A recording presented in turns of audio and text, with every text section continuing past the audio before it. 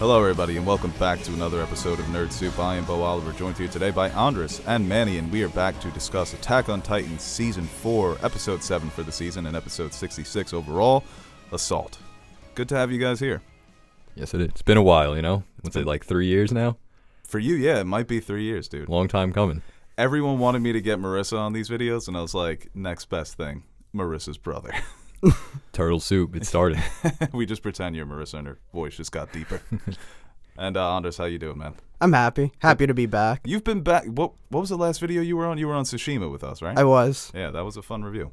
Well, Attack on Titan Season 4, we're all fans of this anime. We've been fans for a long time, and, you know, it's kind of bittersweet that it's coming to an end, but I think we've all enjoyed Season 4 up until this point.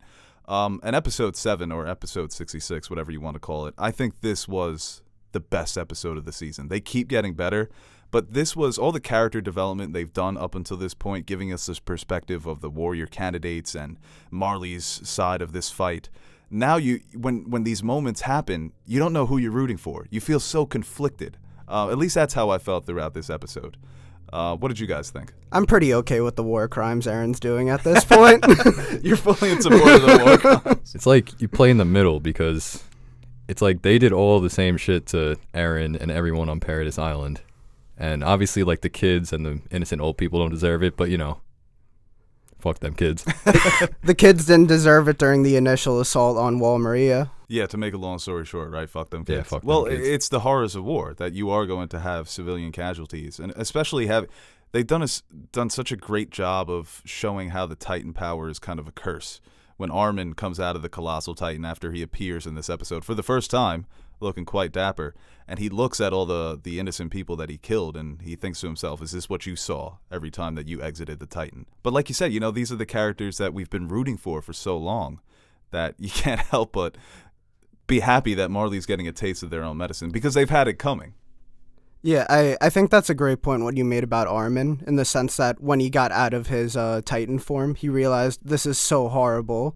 But at the same time, they killed so many people, and they were completely okay with it. Even Zeke himself was having fun with killing people to a degree. Right, and I mentioned in my solo review that even Marley and Soldiers, General Magath, you know, their plan to allow this attack to be used to galvanize the world to fight on their side. Say, hey, look at the devils of Paradise Island. They're trying to bring back their empire. And Magath is even hesitant to go along, where all these people are going to die, and they're Eldians. Once again, Eldians just can't catch a break. I mean, he definitely regrets that now, seeing what's going on, especially when Armin popped up with the Colossal Titan. They mentioned it was Piake and Porco that Paradise Island can't compete with them in a straight-up war. Well, straight-up war now involves them having two Titans. They really put themselves into that situation on their own, though. They gave Paradise Island about 100 years to train in how to fight a Titan in every form, so no one is more prepared for a Titan battle than them. Yeah, and they were completely not ready for that ODM gear. That's what it's called, right? ODM? They weren't ready for that at all, obviously, because they were just ducking and dodging and just coming up on them. Well, that was so well done in the beginning when the Beast Titan shows up. You can only hear the noise of the gear. It was very majestic. And then everything just turns into a complete brutalization. You know, once that fight gets going, I mean, some of these action moments were just incredible. For sure. And I think they were definitely well-earned, just given through all the suffering everyone's gone throughout the show. But I feel like there's also a lot that you just have to come up with on your own, in the sense of, like, you don't know what messages Eren was sending out. And you don't know what intel the scouts have exactly, or what potential plans they might have. Right, because they believe that they had them kind of backed into a corner, that they're fighting on enemy territory. And then Armin and Hanji, my favorite character in the entire show, shows up with that airship. And I'm guessing that's going to be the focus of next episode, how they get all their troops back home. And they're obviously going to be able to regroup and continue this fight. Do you think they're going to do a Titan drop off that? Are they capable of doing a Titan drop? Because that's the first thing that we thought. Oh, wait, but they would need, like, civilians, right? Right, you need Eldian civilians. So they would have to be doing the same thing Marley did. Yeah, so they're probably not going to. They're probably just trying to get out. I bet Eren would want to do that. Also, like, fuck it. I mean, that plan might potentially backfire, though, since Zeke can also control the Titans. So, oh, yeah, that is true. So that would lead to a potential counterattack. Well, the character of Zeke, he shows up in this episode and he kills some people. And he has that badass line where His fight isn't with Eren Yeager. And Levi comes up behind him and hits him with the. this He just pieces him up in like 2 seconds. And then throws the grenades inside and presumably destroys his body. That's too easy for me. There has to be something going on there, right? Yeah, I mean, I think that comes from the fact that at the end of the day, Zeke doesn't have much time left. He's going to die soon because his Titan lifespan is about to run out. So I think he doesn't really care about what the Marlians want, but he's on his own personal vendetta. Do you think maybe part of their plan is also to try to capture Zeke? That could be it, instead of just kill him, because The Beast Titan does have one of the more powerful. the last time Eren saw Zeke, what did Zeke say to him? He said, like, Something to the effect of, you'll understand in the future.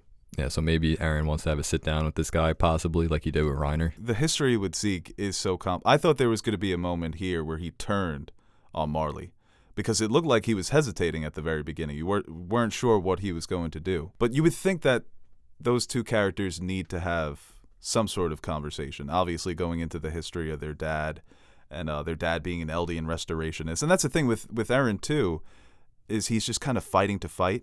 And you wonder if both of these characters are now just fighting to fight. Zeke's life is coming to an end, so he may be more focused on personal vendettas. But I think what this show has always done so well is that there's always something deeper there. So I don't know how... I'm looking forward to that conversation, because I just want to see how Eren reacts to whatever information Zeke is going to give him.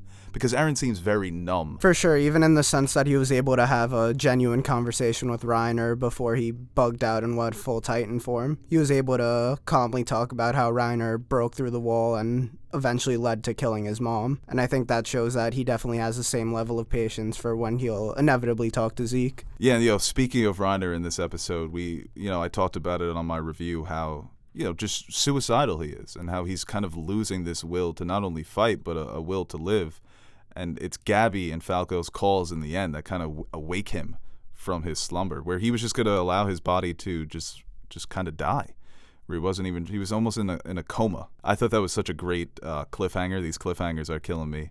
But Reiner, man, that's another character. Now, after having that conversation with Eren, begging to be judged, begging to be killed, now he has to fight him once again. And he's Michael Corleone. Once he thinks he's out, they just pull him right back in. Reiner's got, like, his back against the wall against, like, all of them, because all the other Titans are down at the moment. Does he even stand a chance? Also, Eren has Mikasa. Mikasa on his shoulder, dude, it's just, you can't get past her. Exactly. The Jaw Titan, man. Well, you have to be smarter than that.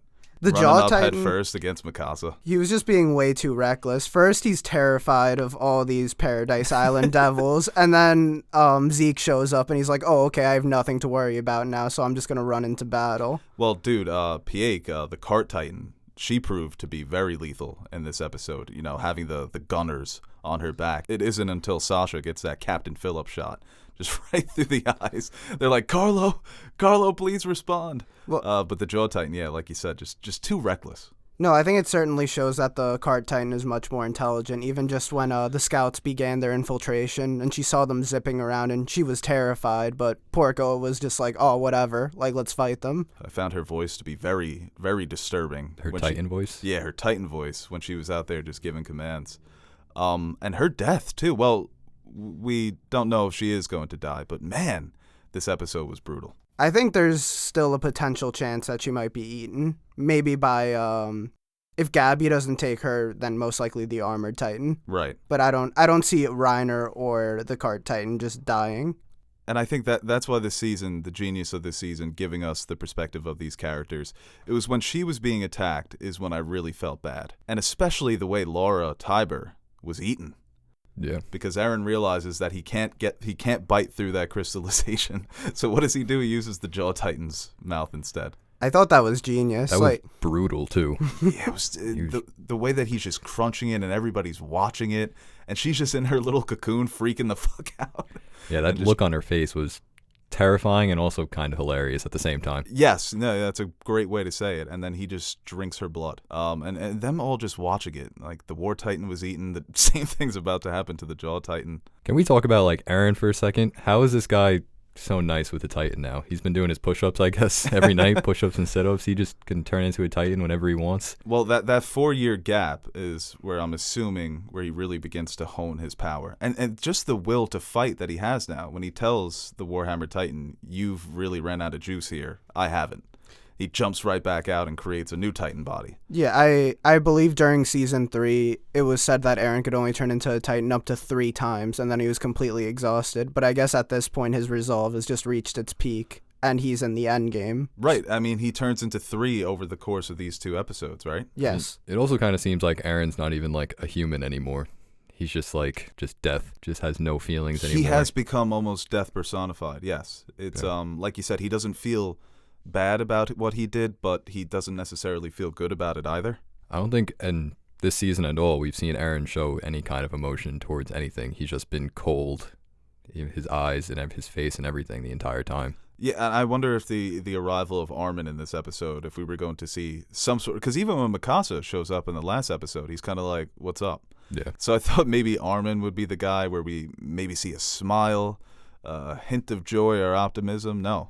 It's just I mentioned that on the other review. He used to fight like a young hero, and now he's just a fucking soldier. And he used to fight like out of anger too, out of emotion, and now it's just like, I'm just gonna kill all these people. Yeah, and Armin makes the point that if we don't retrieve all these people, if we don't regroup, then our cause really is lost. I mean, even the soldier in the last episode says we need a devil like Eren Yeager in order to win this fight. So whereas Eren is losing his humanity, that might be the thing that propels them to victory, him being so numb and being so cold. I think it works in the same sense how they said they needed Commander Erwin because he was the devil, and like that's what got them as far as they did. Right, and dude, great line when Hanji says, "This plan is crazy." It reminds me of Erwin. Yeah.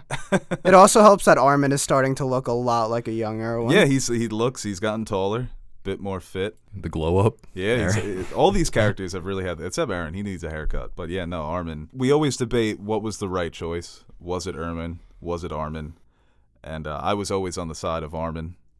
I was a bit iffy for a while. Honestly, at first I thought it should have been Erwin, but looking back, I definitely think Armin was the right call. And I think Erwin just mentally was exhausted from all the people he sent to death. That's the thing with Armin. I think he's the perfect personality to control a Titan, because he understands not to abuse that power.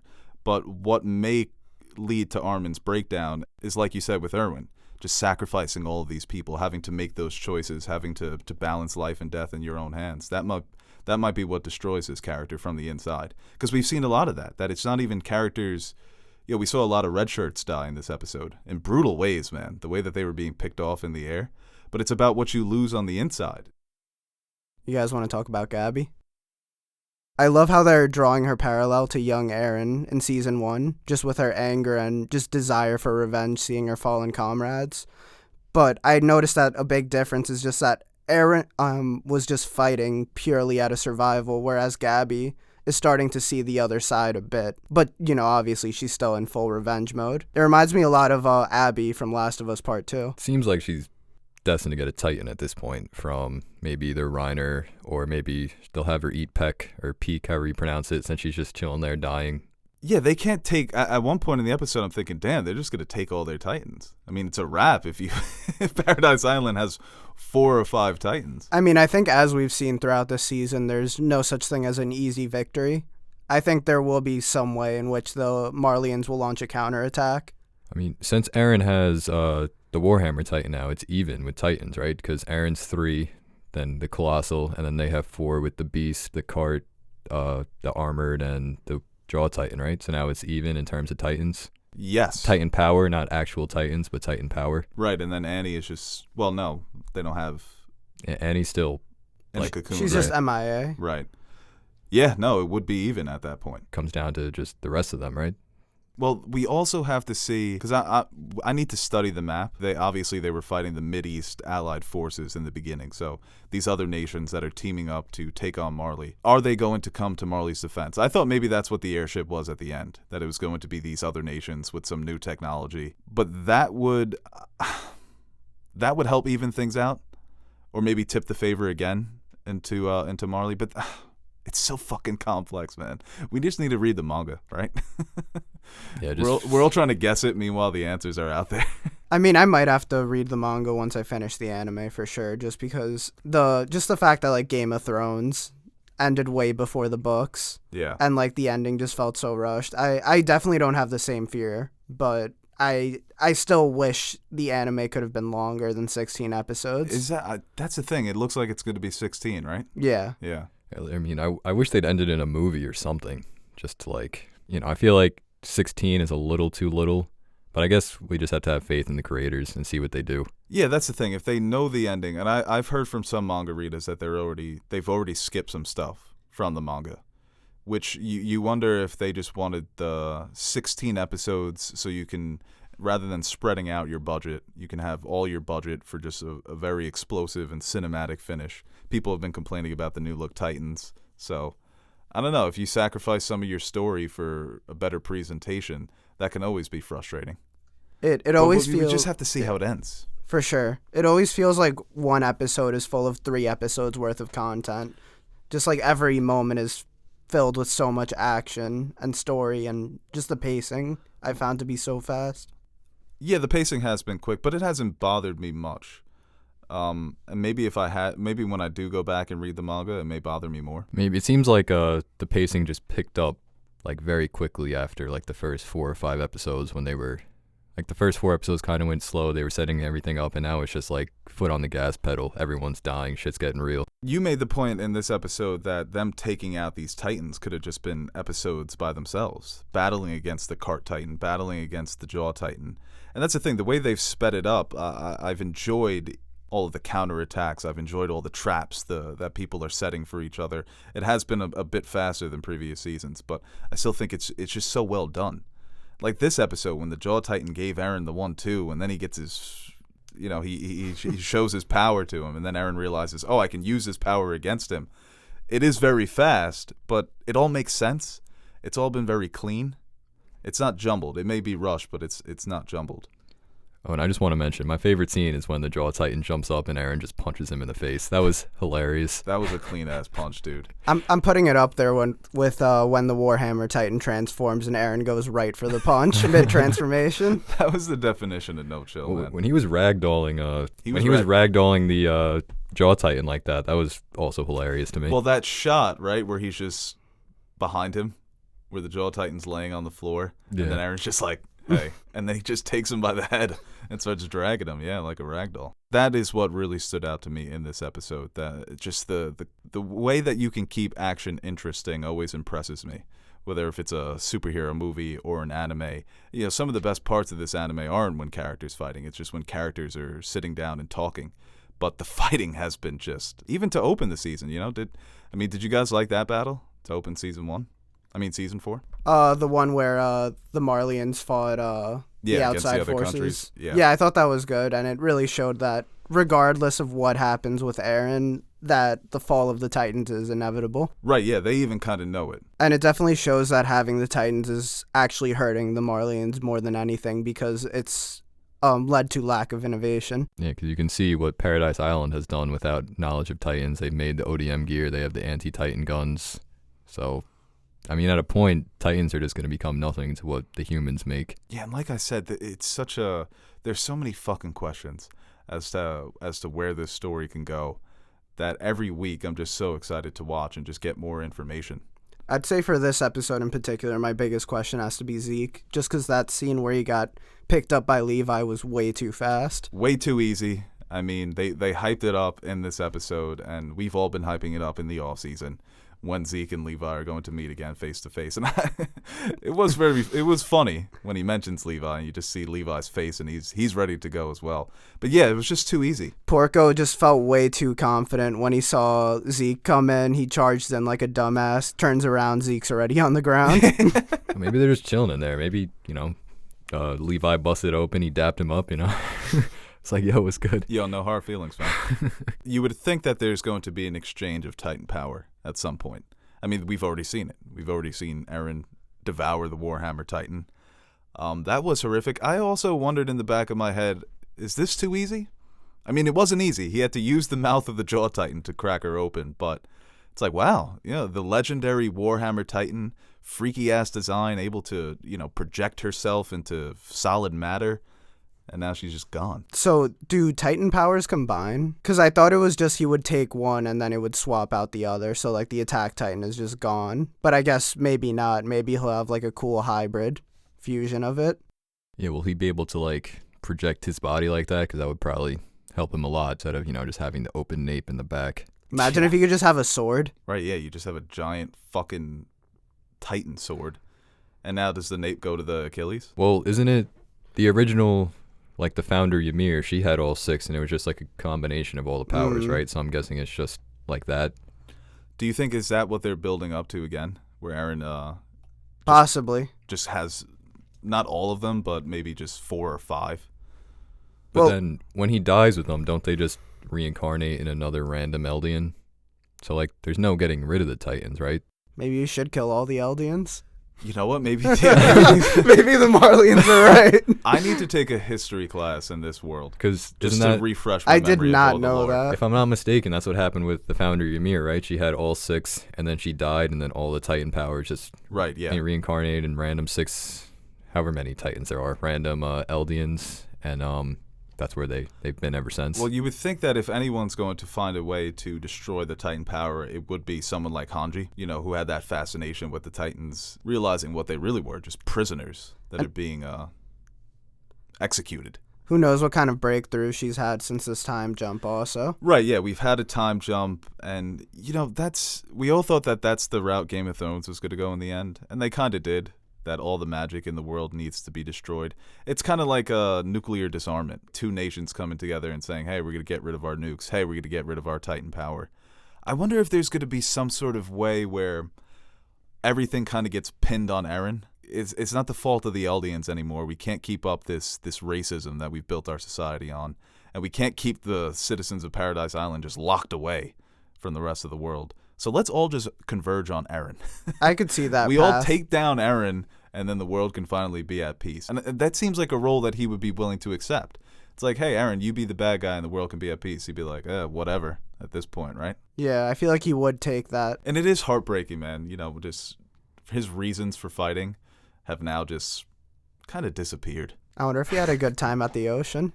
Well, that's the thing. The ocean scene is what keeps popping back in my head. That's your ending, right? Yeah. We're finally free. We get to see the ocean. Oh, wait, there's a whole nother fucking war that we get to fight, that we have to fight. I mean, how much time does Eren have left? Like 3 years, something like that? Not even?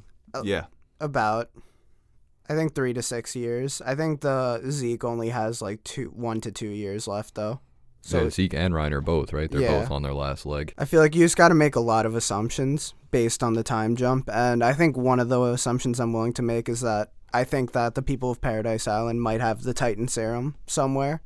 And they might just inject one of their own to consume some of the Titans, potentially. Yeah, I think so. Because mean- that's what you need, right? If you want someone else to take the power rather than just Eren doing all of them, you would need that serum, have somebody else transform. Also, Falco was being Eren's personal mailman for like weeks. So who knows what kind of intel Eren could have been sending out. Yeah, right.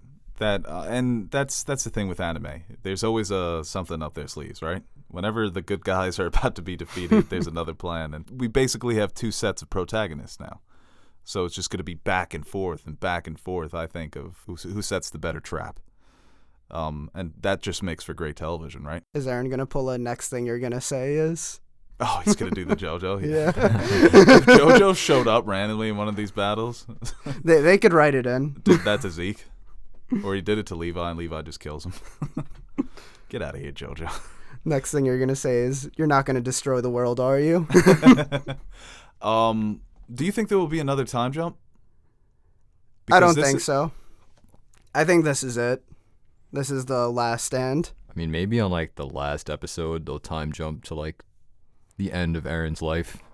But I feel like the rest of the season is, for the most part, going to take place in this time period. Yeah, I wonder how long it will span, if it's going to be the span of a year, several months, because, the way they tackle war, it takes a long time. It's like real life. These battles are spaced out, and like we said, everyone has to kind of regroup. And what's interesting with Paradise Island is, I guess they have the home of Paradise Island, But now they're on the move, you know? Where's their home base? Are they going back to that island? Are they shacking up somewhere else? And we also have to see what the rest of the world is going to do, you know, how these alliances are drawn. Willie Tyber was convinced that the world would come to support him after seeing what Eren did to them, but that's also a wild card. But next episode, man, I'm excited for that. How the fuck are they going to get out of there? What is a Beast Titan doing? Levi once again? I want a Levi Zeke interrogation scene. That would be dope. We were talking about Eren and Zeke talking. Yeah, Levi and Zeke would be. And then also Eren and Reiner, the rematch of the century right here. Yeah. Yep. I have a feeling that they're probably not really going to fight. Because what can Reiner... I mean, they probably will. But Reiner's just going to get smoked, no? I think they're going to start fighting, and then Reiner's going to see Mikasa, and he's just going to shit himself. Well, I wonder if Reiner... Yeah, I mean, he was having Mikasa nightmares. Literally nightmares, yeah. I wonder if he gets kind of the hero sacrifice. I think for us, after spending so many years with this character, after seeing what he's gone through just in this season, the relationship that he has with these warrior candidates, that's such a bittersweet ending for him. And I think that his character arc has kind of deserved it, where it's like I've been fighting my entire life for things that aren't even true, based on lies and propaganda. If I can give my life to save people that I care about, then maybe there's some good in that in his mind. Right. It's almost like a Theon ending, right? Yeah, no, seriously. Yeah, and I think they're very similar characters, you know? Yeah. Having to live with their sins like that. I never thought of it that way, but I definitely see Reiner as a Theon, for sure. Only Theon can grow his dick back. I'm sure Theon would like that, yeah. You guys think Annie's coming back? When was the last time we saw Annie? It was season 2, right? She's just captured and... She's just been in like that frost egg state. Yeah. I think so. I mean, you have to bring her back, right? That's kind of just Chekhov's gun, sitting and waiting to do something. I mean, maybe they have her as a trump card. Maybe they got her on her side. I doubt it, but... Hell no, dude. Yeah, Annie was a tough cookie. Yeah. Yeah, probably not. She beat the shit out of Reiner. She was ready to bounce. Yeah. Well, maybe she is going to be a double agent, you know? She's going to pretend to be on their side, and then she'll come back and then just go back. I don't know. She'll be like, yeah, guys, I'll help you. See, that's what I'm so interested in, the character of Zeke, man, and what's going on in his mind, because he seems like he's just hiding something from everyone. That's the impression you get from that character. Because just, you know, comparing his arc so far in Season 4 to Reiner's, you've gotten so much insight into Reiner, you know, what he's thinking, his past, the reasons why he fought. With Zeke, you really haven't gotten much of that. He mentions his father, that it's almost like he's trying to redeem the Jaeger legacy, because his father was a traitor, a restorationist. And you just wonder if it's deeper than that. If it's not, I think he's a great villain, at the very least, right? Even if there isn't something more going on with Zeke, even his presence in this episode, he's such an asshole. You just want to see people dice this man up, you know? There's just something about Zeke that it's obvious to see that he really believes that he's right. He doesn't feel any guilt like Reiner. Every action he makes, he's like, you poor bastards of Paradise Island, but like, you deserve this, you know?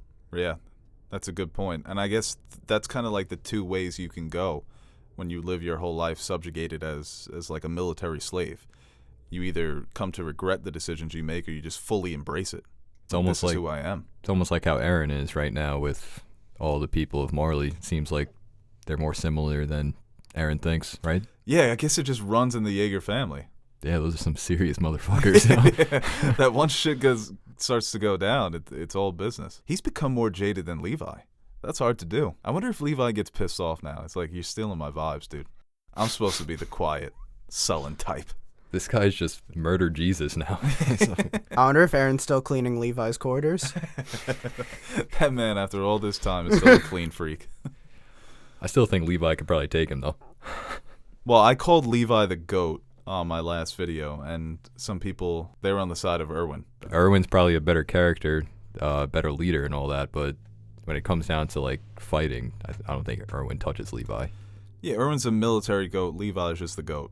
I definitely agree with that. No one could deliver a better speech than Erwin. And that episode where he charged everyone to their deaths, like, I would have been there too. Like, that man hypes you up. The only better speech I've seen in anime is Kira in Part 4.